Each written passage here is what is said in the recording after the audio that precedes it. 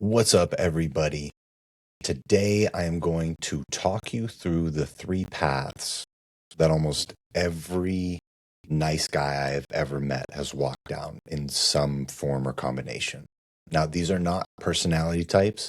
This is most definitely not a diagnosis, but these are the common behavioral patterns and family dynamics that I have identified over the past 10 years as I have spent countless hours working with men and helping them turn their lives around and learn these tools to achieve their highest potential in life.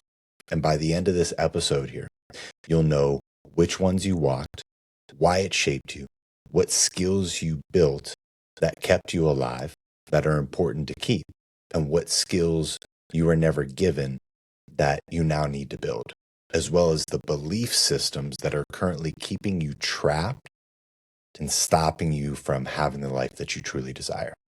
So we will be diving into how to overcome these paths in later videos, but we have to treat this like we're using a GPS. So first thing we need to do is figure out where you are. Second, we need to decide where you want to go. And then we can map out a plan to get you there. So today, we're going to spend some time figuring out where you are and how you got there. So first off, you have to understand that being a nice guy is not a personality. This is not who you really are. This is who you had to become to survive the environment that you grew up in. Nice guys were once boys who learned that if I'm nice, if I'm agreeable, if I'm quiet enough, if I'm useful enough, if I'm helpful enough, if I'm good enough, I can be safe and receive the love and affection that I desire from the people that I desire it most from. Every nice guy I've ever worked with was raised on one of these three paths or a combination of these three paths that I'm going to discuss with you today. And every one of these paths begins in the same place. It is a kingdom without a stable king. Completely absent father, a super passive father, a very dangerous or unsafe father, or a father who is present but emotionally unavailable. And when the king is absent, weak, or dangerous, the boy has to figure out how to be a good man on his own. And that never plays out well. Why? Well, because how can you expect someone to be successful at something that they were never taught how to do? Becoming a good man is one of the most challenging things to do on this earth. Being a truly good man demands mastery across every layer of the human existence at the same time. You have to build competency and strength in mind, heart, body, spirit, finances, while no one was applauding him or rewarding him for doing so. His mind has to be clear and disciplined in a world that's filled with addiction and distractions.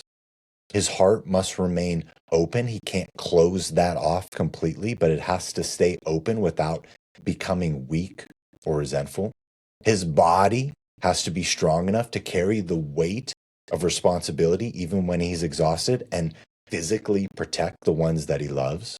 And his spirit must not only be pointed in the direction of his purpose, but his moral compass must hold true even when no one is watching. And the financial piece of it, he must also build that up.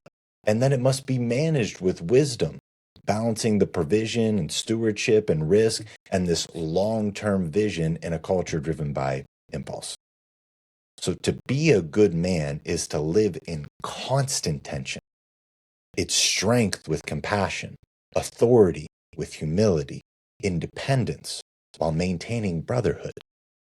And to choose responsibility over comfort again and again and again, long after the initial motivation fades.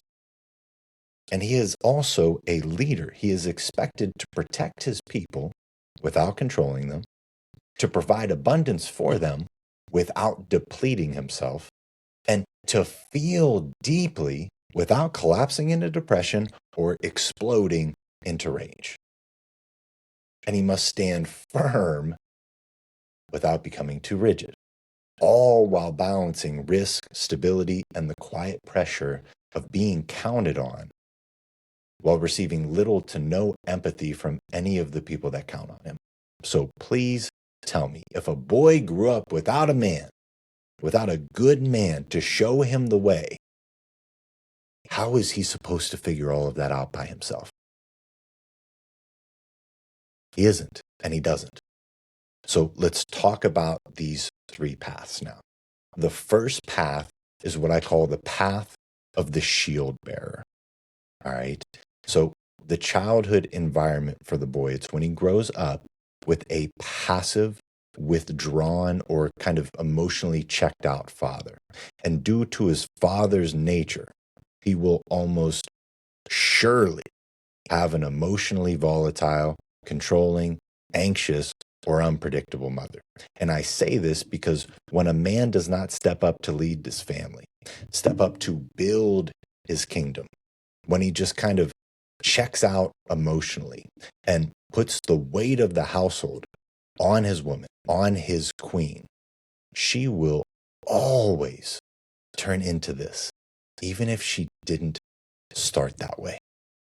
She will be stressed to the max, trying to fill the role of the king, and she will be bitter and resentful because she has sacrificed so much.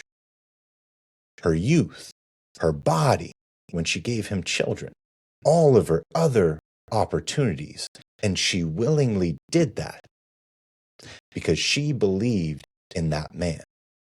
And he made her promises of a good life, a better life that he's not fulfilling.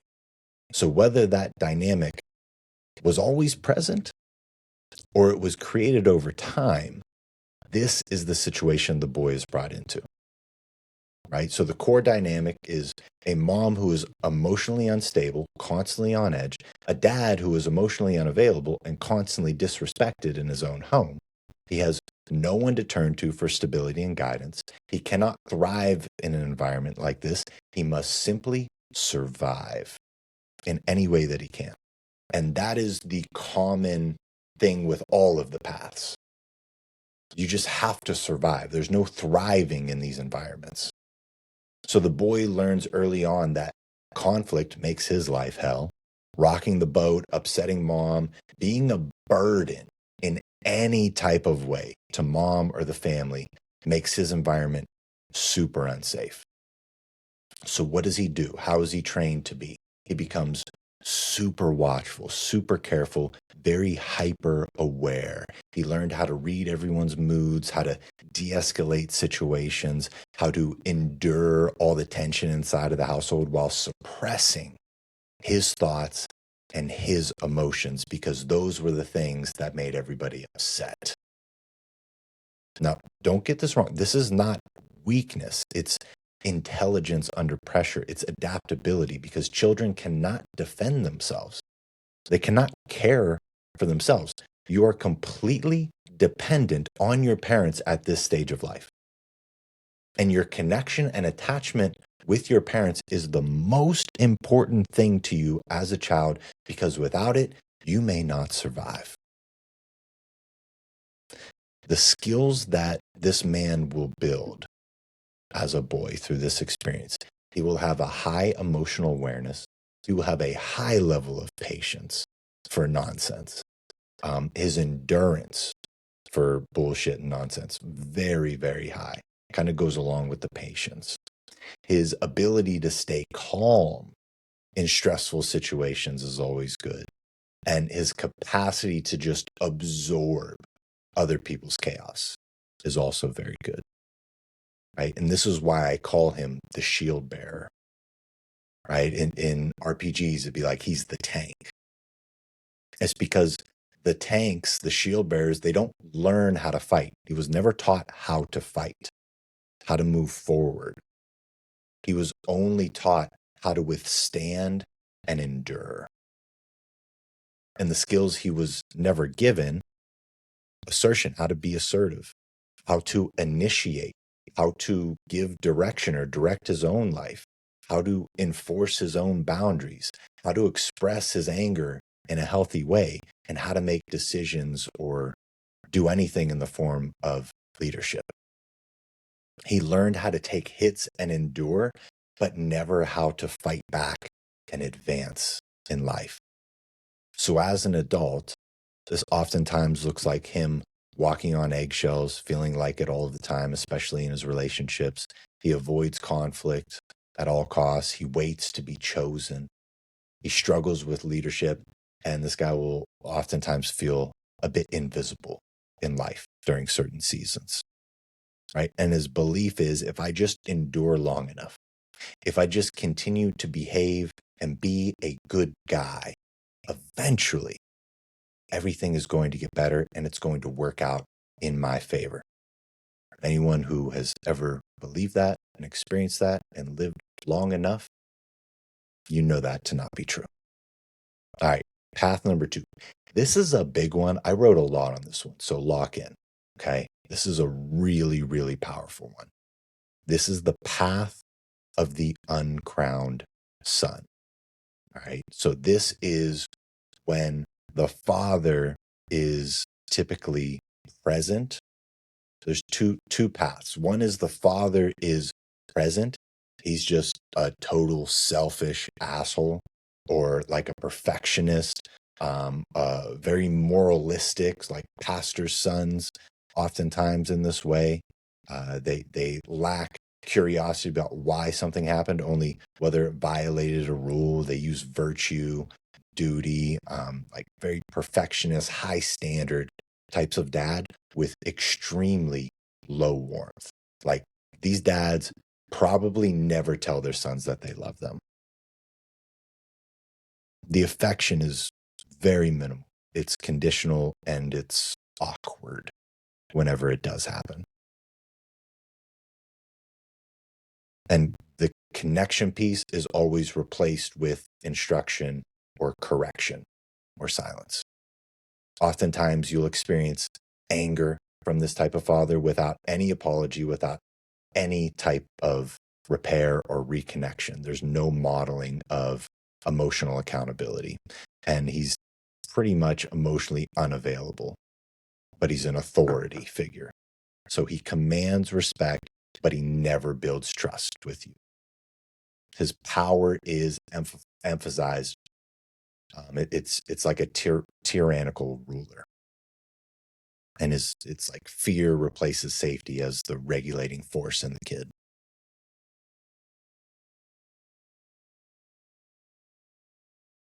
I know that this is resonating with some of you. And the impact that this has on the child is, I am acceptable when I am perfect. I am loved when I do things right. My feelings are inconvenient, and connection and love are earned, not given freely. Now, the other piece to this comes into play with mom. Okay. So if mom is an extreme feminist or hates men due to her wounds, this is what it will sound like. So she will constantly be pointing out how shitty men are, generalizing like her individual harm into blanket statements, using dishonest absolutes like all men suck, men ain't shit, men always do this or that. This is why men can't be trusted. They reframe nearly every negative experience as proof that men are bad people. They're just shaming men for being men. Any masculine traits like assertiveness, competitiveness, stoicism, they're all labeled as toxic. And a boy's strength, his confidence, or leadership instincts, they're all corrected by her. And his praise is very conditional. It's only when he's being good, which means compliant, gentle, or self-abandoning for her benefit. She will point out how men in leadership positions are assholes, right? Authority is framed as inherently abusive when it's done by a man. So male leaders are assumed to be corrupt, narcissistic, or power hungry just by default because they're men. And success in men is moralized as exploitation rather than them having any type of competence. This is portraying men primarily as like threats, burdens, or disappointments. So men are something that women must protect themselves from. And the boy, what ends up happening to him is he absorbs the belief that his very nature is dangerous or shameful. And the mom elevates her victimhood while demonizing any type of accountability. So any woman that talks about the patriarchy basically is doing this, by the way. Men are blamed for the systems that are in place, for all the history or the pain that they didn't personally cause, right? Her personal wounds are projected outward instead of being processed inward. And she will model a distrust as wisdom. So suspicion of men is framed as intelligence or emotional maturity by her. And love, respect, or admiration for men is treated as like naive or weak. And this creates a paradox for the son. He is told to be a good man while simultaneously implying men cannot be good. So the boy learns he must reject parts of himself as a man to be accepted and seen as good. What a mind fuck that is. So here's the key with this, and then we'll get into how the boy is trained. It's bad enough that this boy wasn't shown how to be a man. He was also shown that being anything like his father or like the men that his mom describes is one of the worst things he could ever do. And at some point, the boy decides, I will not become like him or like those men. There's a really cool story that I want to tie into this. It comes from this show called My Hero Academia. It's an anime, it's a cartoon. Just stick with me. It's so good because a lot of animes have the best storytelling out there. I'm just saying. So in this story, the main character, his name's Midoriya, and there's this other character that he goes to the academy with, this academy of heroes, where like all the parents are heroes and they're passing down, they call them their quirks, but their powers to the kids, right? And one of the other kids is named Shoto, to Todoroki. So Shoto's story is a perfect example of what this wound can do to a boy when it comes to the example I mentioned with the father. So his father's name is Endeavor, and he has firepower. So Shoto received two powers from his parents, one from his father, which is the power of fire, and one from his mother, which is the power of ice. So he's got like red and white hair and like different colored eyes. It's like a duality of fire and ice powers. And he's seen as like potentially one of the most powerful heroes up and coming, right? Because of his father's power. He's like number 2 ranked hero of all time or whatever at the moment. So his father, just like a lot of fathers will do with their sons, begins training him at a very young age to be like the best athlete that he can be, to surpass the level that the father got to, right? Kind of living vicariously through the son's talent because he could never reach the levels that he wanted to reach. So he starts training him very young, around the age of 5, and it's like super intense, borderline abusive. It is abusive. He's often pushing the boy to the brink of illness. He keeps him isolated from all his siblings and friends. He can have no fun. It's just training, training, training. And he begins to dislike his father very much because nothing is ever good enough for his father. His power is never good enough. His performance is never good enough. He's always criticizing the boy and pushing him and pushing him, pushing him. And he tells his mother that he never wants to become a hero like his father. And his fear and resentment towards his father eventually turns into hatred when his father's abuse finally drives his mother over the edge. And it results in an incident where he burns Shoto's face. Like half of his face has this huge burn on it. And he puts his mother in a mental hospital for like the foreseeable future. And he blames his father for everything that happened, declaring his hatred for his father. And he swore to reject him in every way he possibly could, including the refusal to use his father's fire powers because he inherited them from him. And there's this really cool scene where he's in this tournament with all the other young heroes, and it's like televised across the world to test their strength and kind of showcase their powers to the world. And he finds himself in this heated battle with the main character, Midoriya. And throughout the battle, Midoriya is pissed because Shoto is not really using the weight of all of his powers, right? Midoriya is giving us everything he has, but Shoto is still refusing to use his full strength of both the ice and the fire power. And Midoriya is like, dude, this is bullshit. Fight me at your full strength. I want to test myself. And he keeps pushing and pushing and pushing until there's finally a point where he says something that gives Shoto this paradigm shift that he needs so badly. And he tells him that those fire powers are not your father's. They're yours. And you're not going to use those powers as your father did.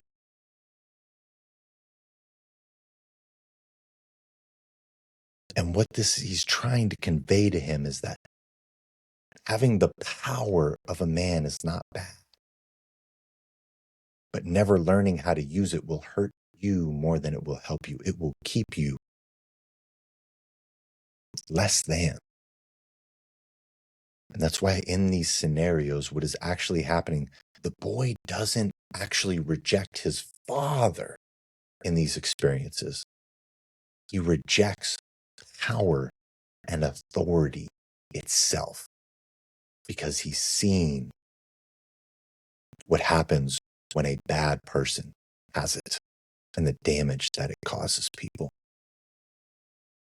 So the skills that this boy will likely have built up, these are the ones we want to keep. High conscientiousness, high levels of self-control, a very good moral compass and awareness, high level of empathy for everyone else and the pain that they may be going through. And these men are oftentimes very disciplined. Like these guys are oftentimes successful in their careers, successful in their endeavors, because they grew up learning if you don't do something right the first time, you may not get another chance to do it. Or you'll be extremely like scolded or abused for not doing it right. So they just become very good at like getting good at things. These men are often deeply good men. But the skills they were never given were healthy aggression. They also were not allowed to have desires or wants without guilt and shame. They cannot properly lead and use authority without guilt and shame because they view it as a form of cruelty that they don't want to do. And the belief that this boy, that this man will have, carries from boyhood is, if I step into leadership, authority, and power, and aggression, and assertiveness, I'll hurt someone just like my father did. This will also lead to him like over apologizing. He will have a high level of self-doubt, fear of just being too much, paralysis around leaderships, and oftentimes, especially for the boys that grew up with the moms, a sexual suppression if dad was a cheater or had a lot of other kids with other women. And the key line here is The uncrowned son doesn't feel weak, he feels dangerous. And he doesn't want to hurt people with his power. So he rejects it. He was trained. Why I call this the uncrowned son is because he was trained to resist the crown, to resist stepping into being the king. All right. Third path. That was a lot. I know that was heavy for a lot of you. So let's just keep going. We're going to get through this. It's going to be okay. And it's as good that we are going back into these places. Go ahead. Please leave some comments in here so I know which one of these you guys are resonating with the most. The third path is the path of the Queen's Knight. Now, this is oftentimes when there is a completely absent or like very unavailable father. So fathers who constantly work and are never home, fathers who have been alienated by mom and the court systems, fathers who just choose not to be in their child's lives or very rarely show up. And this will lead to an overwhelmed, dysregulated mother and an emotional reliance on the boy. So the boy doesn't learn how to become strong. He learns how to become needed and necessary.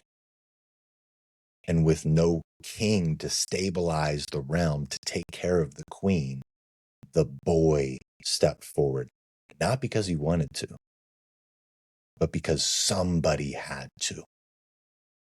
The skills that this boy builds up, high level of responsibility, high level of empathy, especially for women, emotional attunement because of like being this emotional blanket for his mother, high level of loyalty, and extremely protective of mom, his women, his family.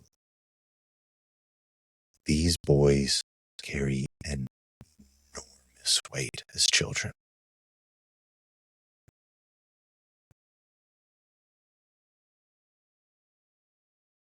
The skills that he is never given that are missing: self-care, self-prioritization. He values them so much more than he values himself. He also, because of that, is not allowed to have dreams, goals, desires without feeling guilty or selfish about it. And he has an inability to allow others to fall, to fail, to receive the consequences of their own poor decisions. The belief that he has is, if I stop protecting everyone, they will all fall apart. Because it's actually true in his family. He is the glue that is holding them together. As an adult, this will get expressed as the white knight type of behaviors. A high attraction to wounded, broken women, rescuing, being very burnt out, and a high level of resentment for not being reciprocated in the relationships. How he learned to survive in here, he learned to serve before he learned who he actually was. So who he was became rooted in who he serves. His identity is built around the people he serves. I want you to think about that for a while, because there's a depth to that. If you just like breeze past that, he learned how to serve before he learned who he was. So who he was became rooted in who he served. How many men have just completely lost yourself in your relationships with women? And then when that relationship ends, you just have no idea who you even are.